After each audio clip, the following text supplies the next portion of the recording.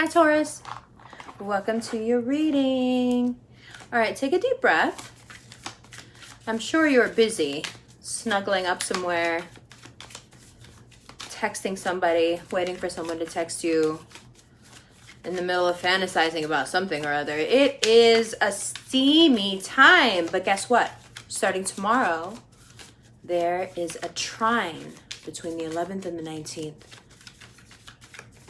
From Jupiter and Capricorn to you, Uranus and Taurus. Oh, it's going to be beautiful.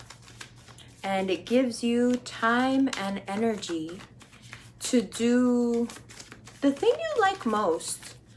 You know, Taurus wants to feel the weighted blanket. That's what I call the person, the human being that I'm speaking to. Although that person is a Gemini. The weighted blanket. Like you just feel someone is with you and they're heavy enough to hold you down. That is the 11th of December until the 31st. You getting to be as mushy and snuggly and weighted blanket as you want to be. Really? I get to just enjoy it and just, yes. And also, out of nowhere, there's some really big work stuff coming up. You may want to go in an entirely new direction for work. You may decide between the 11th and the 19th that you're done with whatever you're doing. And you don't mind changing just like that. And you're not worried about it either because it's going to be great. And it will be great. Inshallah, it'll be great. But if you're not happy, change it. Whatever it is, if you're not happy about it, the next 2 weeks are the 2 weeks to change it. Because it's like a very good time to replace things. Whatever you replace right now will stick and it will be good for you. So for example, if you want to start praying every day, meditating every day, work out every day, take better care of your skin, take better care of your teeth, start by doing like a personal, a promise to yourself on the 26th at the solar eclipse, because you particularly Taurus, will have such an amazing time, such an amazing opportunity with such a clear open space to do whatever you want with, as long as you wish to reset, as long as you press the reset button, it will be available to you and it will be most powerful for you and Scorpio. King of Wands. The fire is close. Someone in a position of authority over you, someone who has some say in how much you make or where you work or how you work, becomes more than just a boss. Of course, this also alludes to your boss energy, but your true boss energy is starting from your birthday in 2020. But this is a dalliance of some sort with someone that you hold in a position of authority over you. Not sure exactly how positive that is, but it is secretive because the cards don't seem to want to talk about it. So careful there with your karma. We have so much Jupiterian energy coming our way. The last thing we want is to taint it with something that we don't want expanding. Remember, this is the time to get really savvy on what Jupiter does. What does Jupiter do? It expands whatever you put in front of it. So we only want the good karmas. We only want the truth telling. We want to be clear, pure, to the point of being dumb, Taurus. We just want to stay out of it. Keep me out of it. I want to eat and sleep and plan and dominate and make money. And you can tell me the tea if you want to, but really, as long as I'm not the tea, we are good. King of Swords, another card of just bossing it and owning. The bottom of the deck, the Wheel of Fortune, and then Libra and Judgment.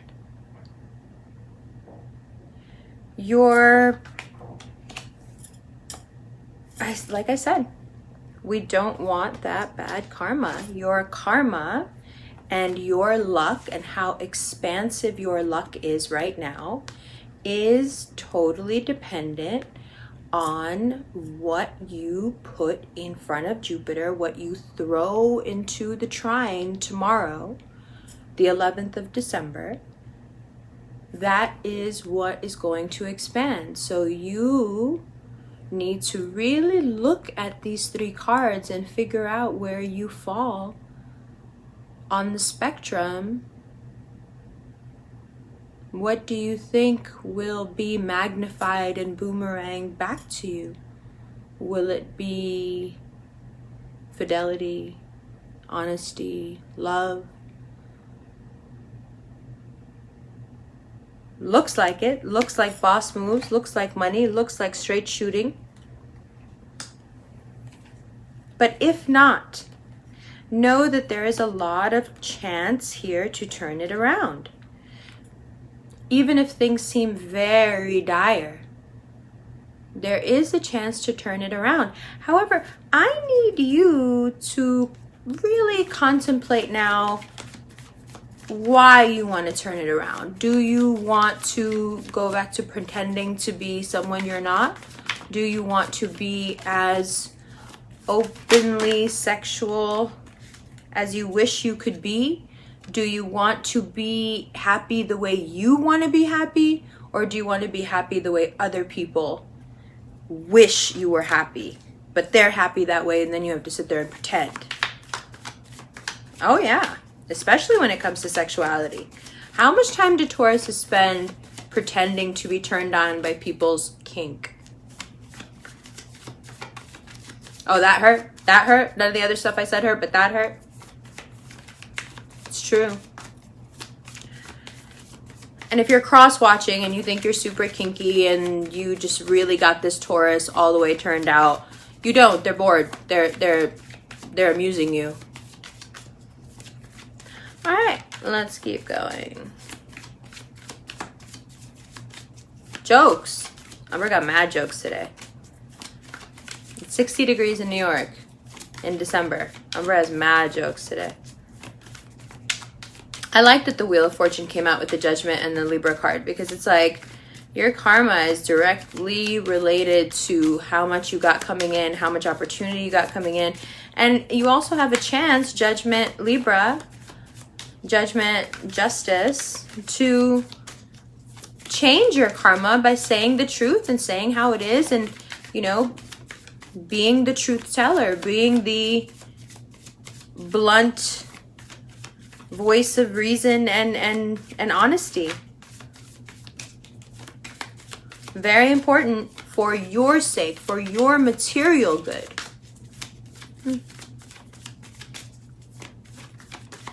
I just don't think these cards want to say anything else. Let's see. Take a deep breath. Okay. That's quite some. Here we have that Jupiterian influence, that trine starting tomorrow. Very powerful. And then we have 10 of Cups. Okay, we already have the 10 of Wands out. Knight of Pentacles, 2 of Swords.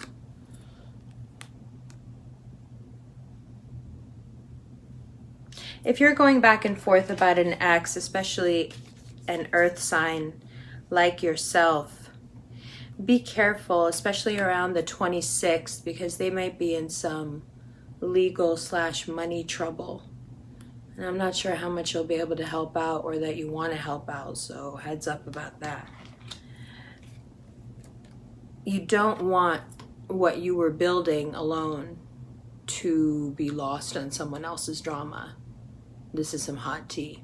Let's look at these cards, yeah? Love you.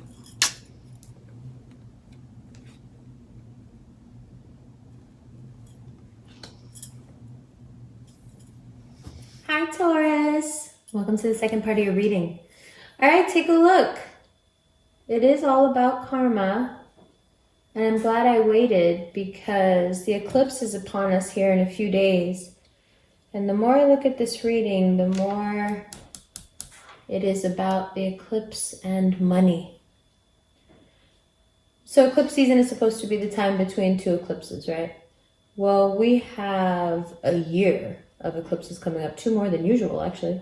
So it's an entire year of eclipse season.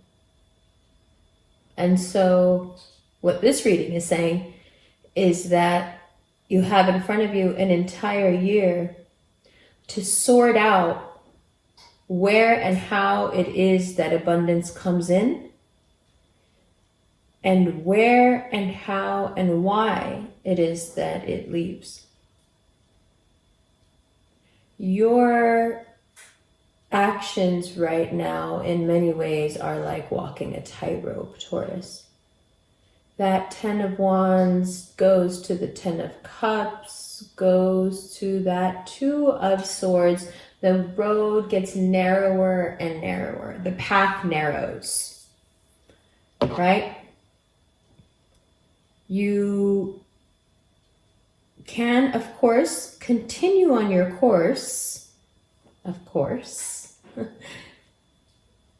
But it's one that's, the way is closed unless judgment, justice, unless you are righteous, unless your cause is true, unless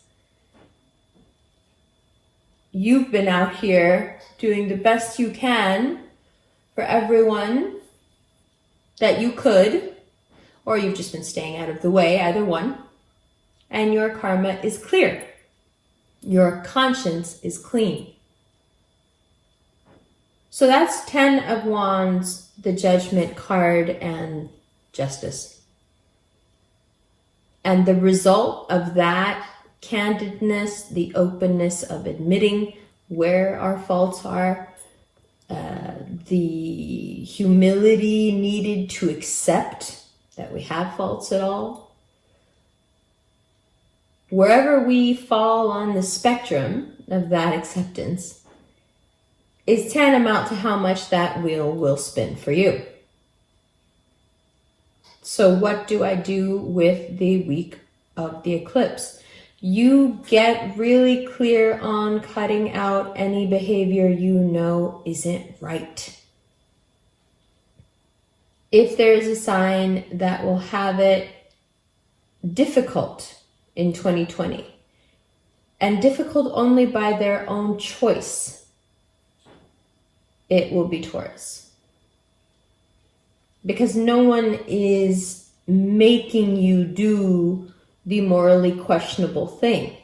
No one is making you risk for, looks like here, another earth sign, King of Pentacles. No one is making you risk some really, really bad karma, especially if this is a third-party situation.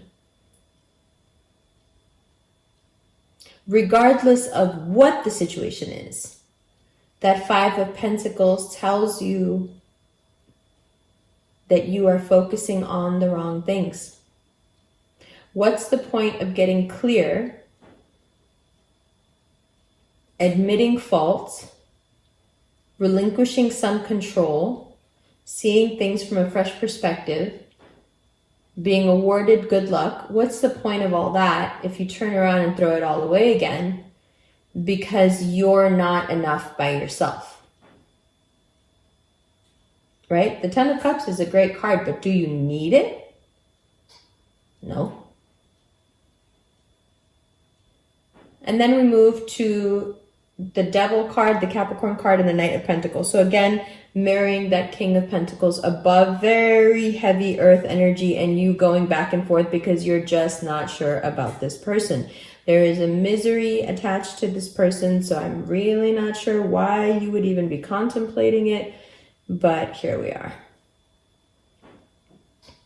And you are going back and forth about this Capricorn, but my thing is, you're going back and forth about being able to trust them. If you have to think that long about being able to trust someone, you don't trust them.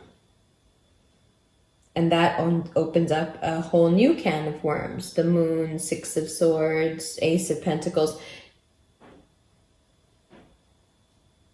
what does the eclipse want to show us, and what does it want us to leave behind, and what doors does it want to open for us once we can leave our crutches behind. What the eclipse brings you is an opportunity to leave a very pervasive kind of sadness and replace it with a readied, at attention, watching ripen and grow energy. Very different. Consumed with self, consumed with the external earth, which is very much you. Good. And the extended will go through and we'll shuffle through for each one. Love you, love you, love you. Be right back.